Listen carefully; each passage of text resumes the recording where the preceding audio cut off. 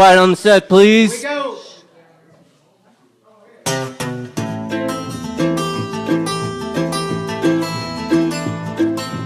Welcome to Tales, Tunes, and Tomfoolery, starring Jerry Springer, along with Jene Galvin and me. I'm Megan Hills. We're recorded live in front of a brilliant studio audience at the Folk School Coffee Parlor in Ludlow, Kentucky. My daddy came home every day from there. Welcome, everybody. And now the stars of our show, Jene Galvin. Oh, this is a And setup. Jerry Springer. Oh, yeah, Jerry. All right, next Well, week. let's explain why that happened. Yeah, There's a reason why that happened. Please say hi to Bonnie Galvin, Yeah. Jean's first wife Yes. and current wife. Yeah, many years you've been. Yeah, you and I are the only two people I know That have who been are married this long. forever, you know, Yeah. to their It wives. seems like and forever. that they doesn't it? stayed What do you married mean us. forever? Well, All of a forever. sudden, I got a show going to you. You think it's been forever since you've been married to her? She thinks it's fresh. Line, please, line. Line. Anyway, so that's my good to have lovely you. wife, Thank Bonnie, you and very we thank much. her. She's filling in for Megan because Megan is the only person in our trio that does the podcast who has a real job. She has a real job. Yeah. And she's traveling for her company, and she couldn't be here tonight. And she sends her regrets and sent Bonnie. I don't have a real job. Well, no, no. Line, please. No, Line. no, of course you have a great job. Are you kidding me? It's If you didn't have that job, we wouldn't be doing That's this right, podcast. yeah. Come on. Oh, it's terrible. Anyway. It's terrible. But anyway, yeah, we have a, what did I want to talk about tonight? Well, hey, two things. We're gonna, I want to ask you a question a little Yes, bit later yeah. on about the inauguration. As we do he's this, a being lot of people, inaugurated? yes, a lot of people listen to this in the archive versions. So if you're listening to this later than, what's the date today? It's like the 16th or so? Today's the 17th. In 3 17th. days, he's going to be inaugurated. And he is President-elect Donald Trump. And, but, You're so the good. preparation. You said that without stuttering. I did. I always say the President-elect Donald. Yeah, it's hard, it's hard for you to say it. But so I want to ask you some questions about the preparations for the inauguration. And I'm excited because Aaron Coburn is performing tonight. Let's hear it for Aaron Coburn. If you don't know who Aaron Coburn is, you need to find out because she's been here before. This is her second appearance on our podcast. She's from this greater Cincinnati area, tri-state area, and she is, just go to YouTube and you'll see plenty of stuff about her. She's been performing, she writes her own music, and when we chat with her a little bit later on, I'm going to put forward my thesis of why she's going to be a star someday. She might already be a star, but We she's were gonna blown be. away the first time she was on. She's, I mean, she's really a talent. She will make it big, I believe. She has talent. Yeah, she has talent as opposed to us. Well, Bonnie has talent. Bonnie think was your Bonnie does dad. have Bonnie talent. is real talent. Bonnie You has and me, talent. we are basic schlubs. We're schlubs, yeah. Didn't we have a company called the Schlubs? We did. Yes, We had I think We you really a did, company actually. called the Schlubs. The Schlubs. Hey, I wanted to ask you something about Twitter. First off, you have a Twitter account which Yes. gets lots of hits, Yes. and particularly when you tweet, which I think are hilarious when you do it. You just did one. Oh, right, today. Where you do a tweet that somehow connects the dots between your crazy TV show Yeah. and politics. So what did you tweet today? Well, you know, where our home is down in Florida, where the Ringling Brothers Circus originates, you know, where they Home base.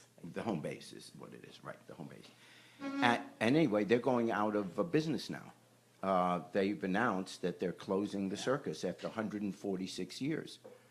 So I tweeted Ringling Brothers Circus to close after 146 years. Now there are only 2 circuses left, my show and the Trump White House.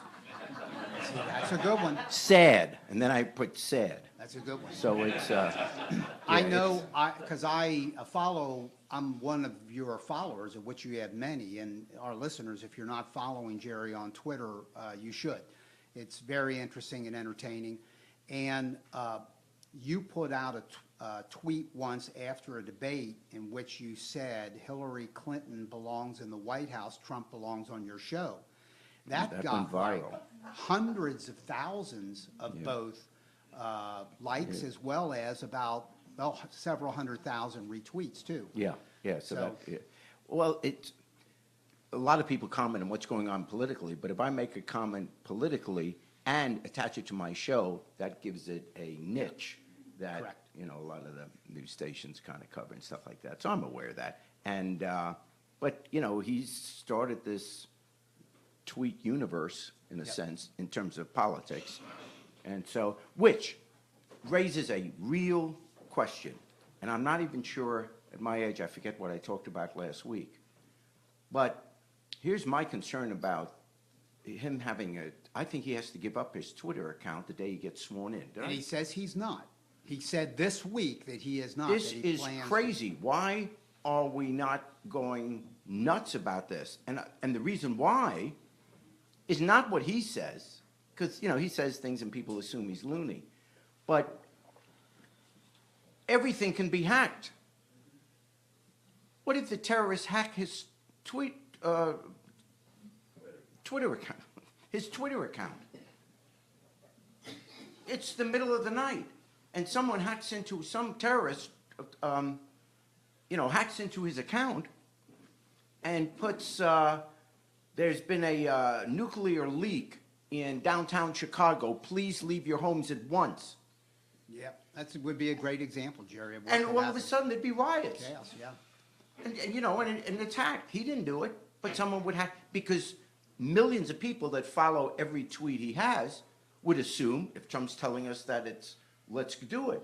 What could he, look what they could do to the stock market. Literally, you know, because within a half hour, they could have the stock market tank. He could suddenly say, you know, a hacker could go in, take his Twitter account and say, I don't like jobs going overseas, so the government, just like we did with the steel industry, steel companies back in the 40s, we're taking over all the American auto companies for the time being. Well, can you imagine the market? Yep. Any investment in General Motors, Ford, any of these companies? It would tank within, you know, half an hour before anyone could step in and say, wait a second, this wasn't what he really did. It's a real threat to national security. And you know, just to And back, why, I can't be the only person that thought of that. I assume there's someone in Homeland Security or whatever that is thinking about this. They got to take it away from him. Not because what he does, but because someone could hack it. And I can't believe that with all the great technical minds out there, that people don't know how to hack into a Twitter account. Well, he claims that he's going to do it, that he's going to continue tweeting. And there is a presidential Twitter account, which I'm sure has all the firewalls around it. But he claims he's going to keep. I, by the way, started following him 2 days ago. I went on Twitter and I put him as a follower because I want to see all the tweets now that are coming, and I'm following them, and it's interesting. And I live with the fact that I add another number because I don't want to do that because he's always bragging about how many Twitter followers he has, but I'm one of them now. So they will probably, I guess, put firewalls around it to protect it. But check this out. Today, could have been yesterday, I read that a celebrity, and I don't recall, should have marked it down who it wasn't somebody extremely high profile, who got hacked, and a tweet went out that said such and such, and that celebrity said that was hacked, that's not me. And there you go, right there. Okay, so It's dangerous. it is, but has no one decided to take it away? Well, to we'll stop find it? out, I guess, in 3 days. There ought not to because- be a tweet coming from, you can tell we're 70. Yeah. There ought not to be a tweet coming from the President of the United States. This isn't a political campaign, you know, things get said. When you're President of the United States, leader of the free world, national security, world security at stake, how in the world can you permit him to have a Twitter account? It's unbelievable. I was hoping someone would say, well, no, they can't do that because. But apparently, you He's- can hack into them. Well, that's what I just read and Yeah. heard. David is profusely waving his arms at me. What's going on, David? We have a phone call, and I was wondering if you guys would be able to take it right now. Well, it depends. Who is it? She's somebody that we've had on the show before. Her name is Denise Compton Oh, of my God. Podcast Watch. Hold on, David. Don't bring her on yet. Yeah. David, put her, I hope you have her on mute. She She's can't on hear mute what right we're now. saying. Okay. Yes. I think we have to take this. Let me give some background for the listeners. Denise Compton has been part of an organization called Podcast Watch. I assume she's still with them. Podcast Watch monitors liberal podcasts and then carries what she hears back to the conservative power brokers. Now they've got Trump, the House, and the Senate. This woman scares the heck out of me. I think we have to take this call, and I would beseech you before she comes on, be nice to her. You're always like, you're the one that sent her to 2 different cities You messing did. with her. No, You sent her to Asheville, North Carolina, claiming she could sit in on the podcast. We've never been to Asheville, North Carolina. that was you. I didn't say that. I think it was you, Jerry. I think it was you. Well, I'll tell you what. Let's bring her on, and I promise Oh, I would will you- be respectful. Let's bring her on for just a It's second. just right. Okay, here she is. Miss Compton, are you there? Yes, I am. Hello, how are you all? Oh, Well, hi, Miss fine, Compton. Denise. Nice to hear from you again. Happy New Year to all of you. Thank you. And why are you calling, if we might ask? We're in the middle of a podcast, so we're kind of Well, curious. it's a very exciting time right now because I am changing roles. We are no longer just Podcast Watch. We're much larger. Oh, you've decided to, become more liberal? Absolutely not, Mr. Springer. That's preposterous. I mean, what is What your- we have Well, go ahead. What we have done is we have joined forces with other like-minded individuals who are ready to take your liberal bus right to where it needs to be. So there's a whole bunch of us now that will be listening, and I have been assigned specifically to your little podcast. And what's the name of this organization? I am sorry I can't share that kind of information with you right now. Oh, see, that sounds ominous to me. Well, I can assure you, Denise Compton, this is Gene Galvin talking. I produce a podcast. I'm a co-host. I can assure you that I will do my part in just working with stop. Mr. Springer to try to moderate. Oh. Because I don't know Why why don't we you have. just bend over? Sure. That is awful. Oh, is she offended? Denise? Denise? Well, I can say that my job is going to be very, very important. It's going to be more important now than ever. And I think I am very excited to be assigned to you, and I hope that you feel the same way. You'll be hearing much more from me. All right. Thanks, Miss Compton. Thanks for calling. Bye-bye. Anytime, Mr. Galvin. Pleasure. All right. You Bye-bye. just wilted in front of her. All I'm trying to do is be cordial. We're running a liberal podcast here, and the first time some conservative or right-winger. It's different. Maybe the Vietnam War was a good idea. No, I'm not saying that. I'm still mostly against nuclear power, Hey, let me ask you something. You have been on, as we call it in theater, the boards, numerous times. You have performed in London. You actually performed on Broadway. You have your own television show. When you were young, when you were a kid in Yes. school, did you aspire to go into entertainment, into the arts as a kid? I'm old. We didn't have arts when I was a kid. There was no. There was no one that would have picked me out of, let's say, high school and said this kid's going to be in showbiz. I mean, no. The first time I was ever in a play was, I was in college. I was in a play just because I was interested in this girl who was in the play. So I tried out. Huh. Hey, that's interesting. You though, you had theater experiences, didn't you? Well, I wouldn't say I had theater experiences, but I'm going to tell you something I may not have mentioned before, but I was in a show. This is the truth because I goof around a little bit, but you this is think? true. I was in a show Yes. off Broadway Way off Broadway. with a person who became and when I give the name, you're going to be stunned, became a major, major star in television and in movies, and probably theater as well. Wow. In 1968, I'm guessing, was Yeah. about the time, a friend of mine who was an executive in a company in Cincinnati, he's older than me, he's about 50 years old, I was 20-something, and this guy really wanted to be in New York acting. He's one of these frustrated people who wanted, that's what he wanted to do. But he, met the obligations of his young family, and he got a real job, and he made a bunch of money as an executive. But on the side, he was always trying to find these theater gigs where he could pull them off logistically, like in Cincinnati. So there's a theater in Cincinnati, you know about this, because they actually made you up when you, as a news anchor, took on the role of a homeless person to do stories that did good things for homeless people, drew attention to the cause. And that's Cincinnati Playhouse in the Park. Right. You know them. Great theater. So they are an off-Broadway theater. They're a legitimate equity theater where great actors go out and perform in these shows, and they do it in other cities as well. There was a show called Incident at Vichy by Arthur Miller. Yeah. It was written in the 60s. Yes. It's a great show. Yeah. It's about the World War II and the Holocaust. Right, and the French, yeah. Correct, in this French town called Vichy, France. Yep. So this guy said to me, my company has called me out to go, I got to go on the road like Friday, I'm going to be gone for the whole weekend. Could you fill in for me at the Cincinnati Playhouse in the Park? I said, well, what the hell are you doing? Did they have drugs back then? I'm telling you, Jerry. And he says, I'm a walk-on. I said, I'd love to do this. It would be a blast. It'd be no lines.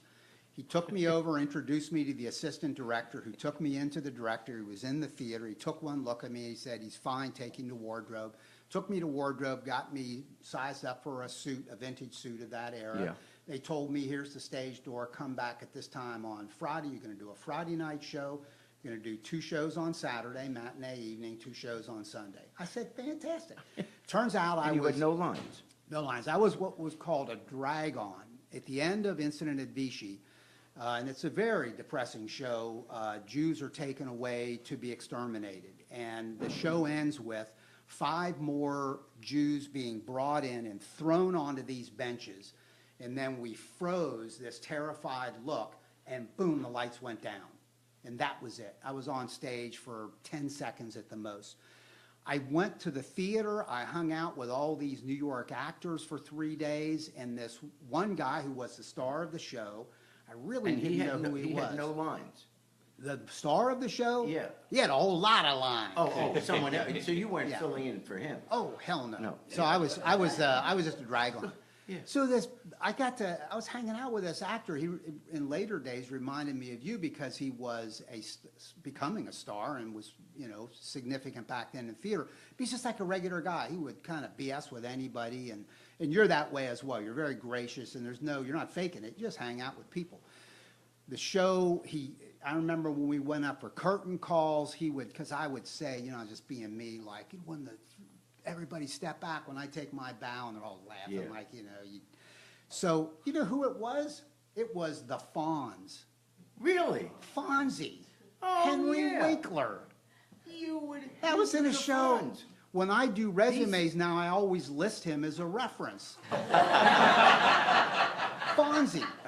That's the truth. Isn't that bizarre? And that explains your career, yeah. That's how I got here. Throw on. He really is a nice guy now. He produces a lot of TV shows. Really? Yeah, I think I saw him when I was doing Hollywood Squares or something. Okay. But he was like the, I hope I got this right. Yeah, I think he was the guy. So you He was have the producer. kind of a rapport with him. It was more, yeah, we had some lines. All right, has he ever asked about me? Has he ever? Interestingly, no. Never came up. That's interesting. I said, tell me everybody you know. And he went through. Hey, another quick question. So you live in Sarasota, Florida. I don't know if I should be that specific because then we could have stalkers and Yeah. Somebody's always at your home all the time, 100% of the time. We Yeah, should make that who's clear. now scared to death. Yeah, that's right. But Yeah. what entertainment went Oh, on in this Sarasota, weekend. Florida this weekend? Yeah. Well, this weekend, and you're not allowed to record it. We went to see Friday night Jay Leno, and I was Wow. trying to write down his jokes, but the theater was dark, and because I can use them, you know. You would like write them down and come back here and do those Oh, I jokes? would steal every one if I could. Yeah. Oh, yeah, like a cheater, a liar, and a murderer walk into a bar. The bartender goes, "Hey, the Patriots." Oh, hey. Hey, don't blame me. Blame Jay Leno. Yeah. So who, But anyway, but the next night, it was, honestly, I just was so happy. We saw Frankie Avalon, whoa, Fabian, whoa, and Bobby Rydell Oh, yeah. whoa. at the Van Wezel. There were like 3,000 people. It was packed. Median age? At least, I'd say 75. I was, honestly, Mickey and I, we were there with my sister and her husband, and the four of us were sitting there, and we were right in that age group. But we looked around, everybody had white hair or was bald. Everybody. That's interesting. And it was like, I don't know, Annette Funicello was my first crush. So, of course, and she made all those movies, the Beach Blanket Bingo movies with Frankie Avalon. And Frankie Avalon, but he sang all his old songs, and it was just great. He's amazing. Yeah, he's still got a voice, and he's got a full head of hair. Interesting. Yeah, Interesting. I mean, it wasn't a way. I mean, Belongs to the hair he was club, in you're shape. saying. The other guys weren't in that good shape, but yeah, it was good. Oh, and all Hey. those songs, and so yesterday go back to work in Connecticut, with the people that work on my show, and so I took out my phone and I played the Frankie Avalon songs. Yeah. They And were they're just looking at you. Oh, it was painful. They wanted to be polite because, in a sense, I'm their boss. Well, yeah, because you're their But- meal ticket. But They're like me. they were shuffling their feet and wondering, oh my God, he's gone batty. Yeah. That's what happened. That's when Grandpa goes crazy. Yeah, Grandpa. You just go, well, sure. But let me tell you something. We've got, I mentioned Aaron Coburn coming up. Yes. Check this out.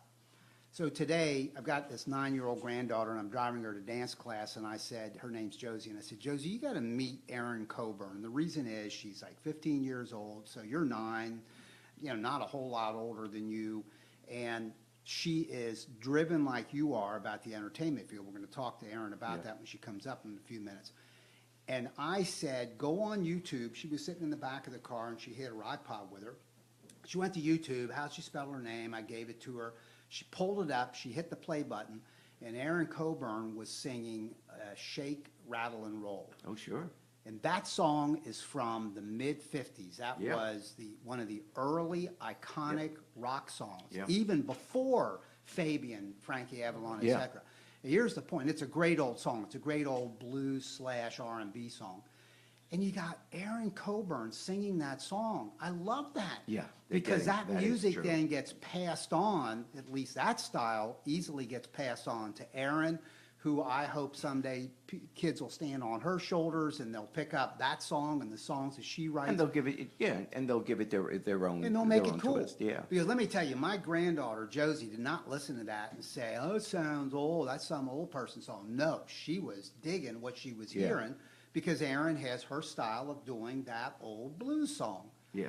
Without Covered these by songs, Elvis Presley, covered But a by- lot of the songs in the 50s, which I love, but they're 4 chords. It's just a progression of 4 chords. Every one, Yeah. because when we first started to learn how to play the guitar, you could almost play everything with G, C, D7, Yeah. and just go right, and you could play. But some of the greatest songs are simple yeah. like Yeah. that. And Shake, Oh, Rattle, it and was Roll great. is one of Yeah. those. It's just a simple structure. And So- Bobby Rydell also. Yeah. Now, so as we're going to the theater, Evelyn, they're all saying, Evelyn's your sister. Yeah, why are we doing that? I mean, this is going to be, we kind of were snickering, like, what are we doing? This isn't the music anymore. So I said, no, this is going to be great. And I said, remember I told you the story how I was stood up for my senior prom. So I never had a date to the senior prom. Yeah. And Usually the women in the audience go, oh. Yeah. You can go off. I think it's hilarious, but you got But there's not one person here who's surprised. Let the record show that. So anyway, one of the things, that night my parents took me out to dinner, but they got together with the parents of John and David, who also didn't have dates to the that prom. true? But yeah, but they weren't stood up. They just didn't Yeah, go to the didn't prom. go. So our parents, God's truth, took John, David, and I to the Copacabana. I still Wow. have that picture Wow. of our parents at this long table at the Copacabana, and there John, David, and I with our parents, with my sister Evelyn, and I said, remember, Evelyn, we saw, she says, I don't remember, but okay. So she thinks, obviously, I'm just embellishing, making up a silly story. God's truth. Bobby Rydell is on stage, and they talk between the next songs, and he says, I remember back in '61, I was at the Copacabana. Oh, my God. Introducing a song, and I scream out, yes! And everybody looks around and they go, why? That's But great. What are the odds that of all the places he ever Yeah. sang, he would remember that? Hey, right that's a there? good story. So did they know you were in the No, audience? they didn't know, no. In hindsight, Why didn't you let them know? Because I- they would have brought you up on stage to sing a song with them. I'll never let you go. Why? Because I love you. Oh, but it was great. I was in heaven. It was wonderful. That's Frankie Avalon. Go get him, guy. Can I ask you something? Yeah. What the heck is going on with the inauguration plans this year? Because it just seems like there's more chaos than I remember from others. Well, there is. And there are reasons for it. This is certainly the most, and I think most of us would say that, it's certainly the most chaotic inauguration, preparation, or the inauguration in our lifetime. The only one that's possibly close is Nixon in '72. There were protests then because we were in the midst of the war. At least when he got elected the first time, there was some hope that maybe this would be the new Nixon and he would take us away from what Lyndon Johnson was doing with the Vietnam War. But then, of course, all he did was escalate it. And so by '72, there were protests, and a lot of congressmen didn't show up. Same kind of thing today, but at a much more limited scale. We have never seen the chaos that is going on right now. And I think there are reasons for it, and this story will end up, I think, giving us some hope and a positive way we can go from here. The first reason you have the particular chaos this year is because there is a real question about legitimacy. Now, the Trump people don't get too excited. He got the most electoral votes. We get it. But most American people don't really view him, not in a legal sense, but just generally as legitimately the choice of the people to be president of the United States. And that's the truth. And now it's even coming out in all the polls they're taking now. First of all, he lost to Hillary Clinton by 3 million votes in the popular vote. So obviously, no matter what you do with the electoral votes, however that goes, the American people did not say, we want Trump to be president, okay? They voted for Hillary.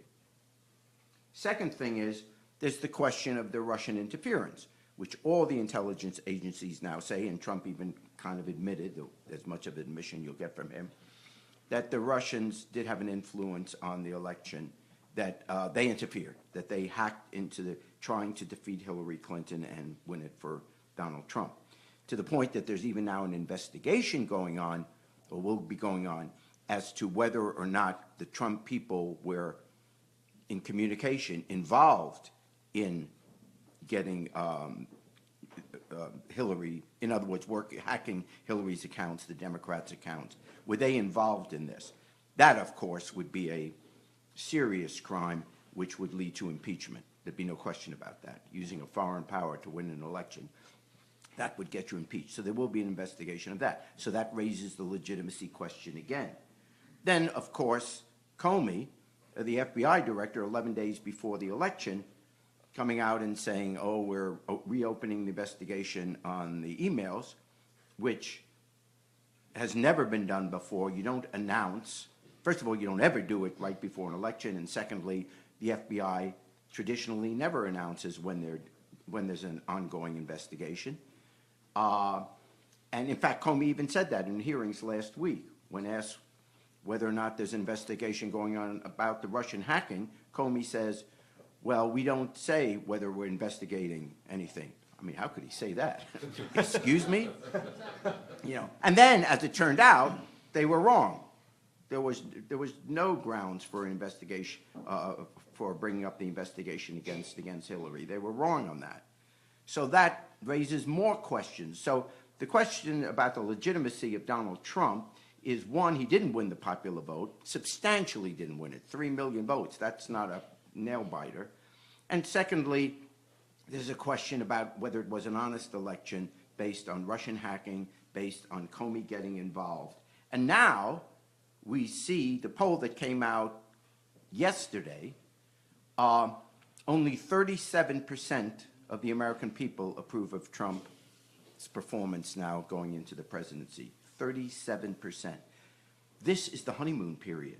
This is when every American president, even ones that turned out to be disasters, when you first get elected and now there's the inauguration, the celebration, it's a very special moment. This is when you're up here in the polls. And he's starting out at 37%. Obama was 68% by comparison. There you go. Okay, so that's the first thing. There's the question. The reason you have the chaos this time is because most people, when they're being honest, they're not trying to argue with their friends and say, because it's your party, you want to be supportive. If they're really being honest, if it's just you and God in the room, you don't honestly think that Donald Trump is the person that ought to be president of the United States. You may not have liked Hillary, but you're not saying Trump is the guy that I would have picked out of the 320 million Americans, okay? That's the first thing. The second thing is we're not so concerned what his inaugural speech will be, because normally you say that can set the tone, and there'd be a lot of interest in that. That's usually what the inauguration is. And I don't care if you're a Democrat or a Republican, we were interested in what Reagan had to say, what Bush had to say, all of them. But Donald Trump has already demonstrated, which is an incredible skill he has, that he doesn't use words to convey information. He uses words to instill or instigate emotions, feelings, anger, fear, whatever. But he uses words as tools to get you to react, to get the press to react, and then he can say, see, the press is against me. That's how he manipulates the media. We're all worried, parsing his words, what he meant by that. It doesn't matter. He didn't mean anything by it. He's not using words for information. He uses words to stir emotions for political benefit. And no one's ever been better at it than him in this country. So he's done that well. But that's why we don't care what his inaugural address is, because whatever he says, does he really believe it? So that's it. Third thing is, when we think in our lifetime of inaugural addresses, not just our lifetime, go back to Lincoln's second inaugural address or whatever, the inaugural address is an opportunity for America, for a president to set an inspirational tone and direction for the country, what we can be. I mean, should be our finest moment, because we know we've never been where we should be. But the beauty of America is we're so optimistic we're going to get there. We will put a man on the moon before the end of the decade, that kind of stuff. And the tone, I think, of course, in my lifetime, the best inaugural address was John Kennedy, ask not what your country can do for you, ask what you can do for your country. Think about that line today and compare it to Trump. It's almost laughable. And the reason I say that, Kennedy said, ask not what your country can do for you, but ask what we all can do for our country. A sense of community. And now you have Trump. Kennedy called for sacrifice.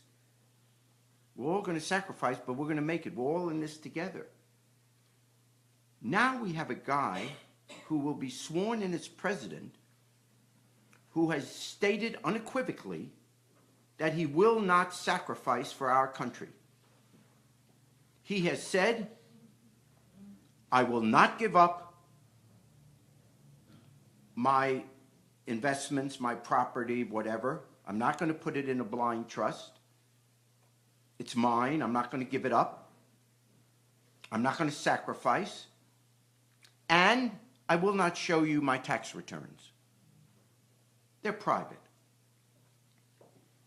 How, God forbid, we have to send young men and women to fight and die for our country. How can the President of the United States ask any parent to send their kids off to fight and die for this country when he won't even give up his hotels? I mean, is there no moral standard at any level for what the president ought to be? This is the president. This isn't a reality show. Where is the lesson about sacrifice? Shall we all sit down with our kids that night and say, you know what? Our president says you don't have to sacrifice for the country. So don't be thinking about joining the military. Don't be thinking about helping out, you know, in the cities, in hospitals, volunteering. Forget it. You don't have to sacrifice for our country. It's not that important.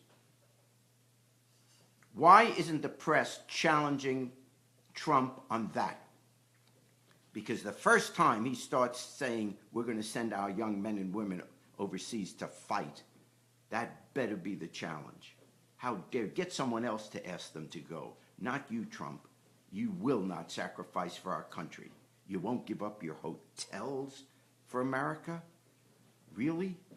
How can you sit down with a family with Gold Star mothers and tell them, I can't give up my hotels, that's too big of a sacrifice? One other thing.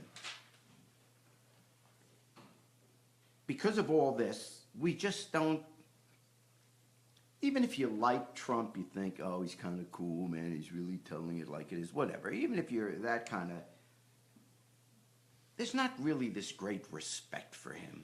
You know, he's not a great figure to model. You know, you don't tell your kids, I want you to grow up to be like Donald Trump. You just don't do that. And so everybody's kind of dropping out. I don't know what the number is now, but maybe up to 50 congressmen and senators aren't showing up. All these entertainment acts, singers, bands, they're dropping out. They're refusing to show up there. And it's like a good portion of America is saying this should be our greatest week. Free elections. America has decided, let's get behind the president. This will be wonderful. And the majority of Americans just can't stomach the notion that because of campaigns that were either well-run or not well-run, all this little stuff, oh, I didn't like she used the wrong server, I didn't like Hillary, all that stuff, which now seems so trivial in light of what we've done to our country now and where we go from here. Now let me end with some good news. There are not just demonstrations in Washington. 200,000 have already signed up for the march in Washington, mostly women, but it'll be 5–10% men as well. So there'll be the March on Washington. All 50 states have major demonstrations planned for Inauguration Day. All 50 states. Not to mention, I think the latest was 37 countries overseas. Foreign countries, yeah. Foreign countries are having. But let's stick to America just for a moment. Expatriates in foreign countries. Yes. So demonstrations all over. Here's the good news, and strangely enough, ironically enough, it comes on the issue of Obamacare, of the Affordable Care Act, which they thought was their biggest weapon. They're in trouble now, the Republicans, because they swore to their voters they're going to get rid of Obamacare. And, to be honest, it seemed like, at the time, a popular political issue for them to run on. But now, they're finding out, which was obvious to anyone that ever looked at it, ooh, what do you replace it with? Now that you have 20+ million people suddenly having insurance coverage that they didn't have before, do you throw them off? If you repeal, what do they have? If you take away the funding, which they'll do first, there goes the people on Medicaid. And one of the reasons you had so many more people with coverage is because they gave the states funding, they provided states with the funding to pay for more people, to put more people on Medicaid. They'll now be thrown off. People will lose their insurance. Now, everybody says, Republicans and Democrats, we want to have health insurance. We don't like Obamacare, but we want health insurance where an insurance company cannot say no to you because of a pre-existing condition. There is universal acceptance that that ought to be the law. And kids should stay on till 26. But I'm going to stick with the pre-existing conditions. This is the reason there's been no replacement for all these years. It's not like the Democrats wouldn't, with all the political flack they were taking. Believe me, if there was a replacement plan, they would have taken it. They didn't care. They'd call that Obamacare. They'd take whatever. It doesn't matter what you call it. No politician wants to have the voters angry at him or her. Here is a fact. It's not debatable. If you pass a law that says no insurance company can deny you coverage because of a pre-existing condition, you have only two options to pay for that. Either everyone has to have insurance, you must make it compulsory, because there's no money to pay for people that are sick if the people that are healthy are not paying premiums. And if you didn't have a law which says you have to have insurance, then no one would buy insurance. Why would you? Until you got sick. Why pay premiums? Don't pay it until you get sick. And then when you get sick, the insurance company has to give it to you. But there's no money in the fund to pay for it then, because the people that are healthy have to pay in. So you can't have one without the other. Unless, of course, you had the government give subsidies to everybody. Single payer. Well, Republicans will fall on the sword before they ever agree to that. Those are the only two options. You either compel everyone to have insurance, or you raise taxes so that you have subsidies for everybody to be able to afford it. The only two options. It's not like all of a sudden medical expenses won't be expensive. The cost will be there. It'll be a little higher, a little lower. That's there. Things cost what they cost, and maybe we can drive the cost down a little bit. But unless you have compulsory contributions, in other words, everyone has to have health insurance, you cannot have a law which says insurance companies have to take pre-existing conditions. The insurance companies now what the Republicans are saying, okay, we won't repeal it until we have a replacement. Well, there is no replacement. That's why no one's been coming up with it. You think they would have gone through this whole election without telling you what they plan to do? Nobody has a clue, because they know that once they tell you what the replacement is, it's going to be higher taxes. Or they're not going to be able to do what they said, pre-existing conditions. The insurance companies, the day you pass that repeal, if you don't have a replacement where they know where their money's coming, all these insurance companies will drop out. They're not going to take it. Why would an insurance company take you as a customer if there's no money coming in? They're in a business. They'll all drop out. There won't be any insurance companies to cover you. They require people that are healthy paying in. That's why they were saying no to pre-existing conditions before. They couldn't afford it. That's now. And I'll end with this, because that'll become very clear the day they actually repeal it. And millions of people suddenly get the notice that they no longer have health insurance. Millions of people. You are going to see what we saw last night. I saw it on the national news. I wasn't here. Right across the river. 2nd District, Cincinnati. Eastern half of Hamilton County and all the way in the counties east. The congressman there had a town hall, Republican. Won easily. He voted every time that he was in office to eliminate, to repeal Obamacare. Every single time he voted for it. So he shows up at the town hall meeting last night thinking, oh, this is going to be great. You know, just talk to the people, thanks for re-electing me. The place was flooded with people. Women crying, not just women. The one who was on the air was crying, but there was, you know, the place was packed with people that obviously voted for Trump in that district, just outraged that this man would be in Congress, and now he's talking about taking away my medical care, my health insurance. I've got a sick kid. I've got medical problems. My spouse does. It doesn't matter even more about Trump.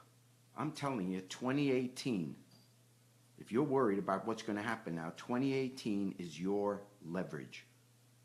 What this country has to say to every congressman, I don't care if you went to high school with him or her. I don't care if they're your best buddies. You want to make sure that everyone in America has health insurance that you can afford, then we say to every single congressperson, no matter what party they're in, that we will vote you out of office if you repeal health insurance for all Americans. I don't care what you call it. Call it Trump-ocare. If we, or with our protests, this is what the positive message is. We can do something. Because you've got Trump for 4 more years, but the congressmen, they're up in 2. And some senators are up in 2.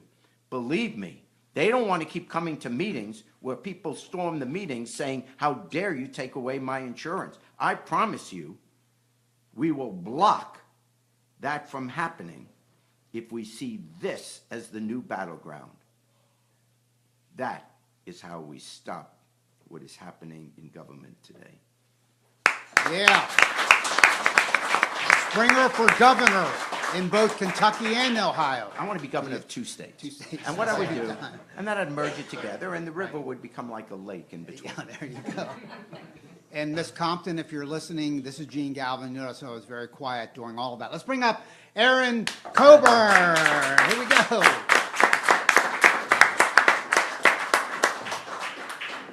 Well, we've already given Erin, as she and her band set up, some introduction. We're real high on this young woman who is 15 years old, and I'll tell you, I think she's going to make it, but you guys are going to get to hear her do a couple of songs. I have a grandson. He's 8, but he 8 dates older women. Yeah. Hey, Richard, listen in. Yeah. And by the way, with Erin is Dixon playing, I think it's a bass, right? Yes, sir. And Joseph playing bongos on this. Darbuka. Oh, yeah, okay. Thank you. Thanks. I'm getting schooled here on drums. That's good. All right. Okay, Erin, tell us the first song you're going to do, and is it one that you wrote? Yes. The first song I'm going to do is called Evergreen, and I recently wrote it, which will be on the new album that we're recording soon. So. Okay, let's hear it. Erin Coburn.